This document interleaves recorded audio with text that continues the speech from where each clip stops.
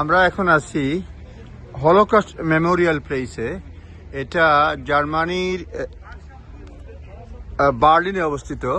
এটা 2003 সালে শুরু হয়ে 2005 সালে শেষ হয়েছে। এখানে এটা কবরের মতো অঙ্কিত হলেও এখানে কোনো কবর নাই। এখানে একটা সেন্টারও রয়েছে। এটা 2711টি এমন প্লাক রয়েছে। ইচ্ছে করেই উঁচু নিচু করা হয়েছে যাতে মানুষের বিভিন্ন ধরনের ফিলিংস আসে। এটা নাৎসি বাহিনীর হাতে যারা ভিকটিম হয়েছে তাদের স্মরণে এটা তৈরি করা হয়েছে। এখানে সেন্টারও রয়েছে, আমরা সেন্টারও দেখব। এটা বার্লিনের ব্র্যান্ডেনবার্গ গেট, তার পাশেই যে আমেরিকান এমবেসি তার পাশেই অবস্থিত।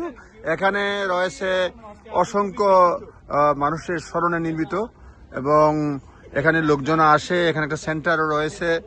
এটা ইচ্ছা করে উঁচু নিচু এক একটা এই যে স্তম্ভ, এটাকে এক একটা মানুষের কবরের মতো করা হয়েছে। রিয়েল কবর এখানে নাই, কিন্তু মেমোরিয়াল প্লাক হিসেবে রাখা হয়েছে। এবং এটা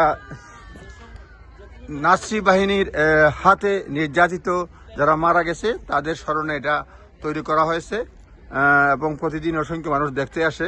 এটা এই যে দেখতে পাচ্ছেন এখানে অনেক উঁচু উঁচু রয়েছে।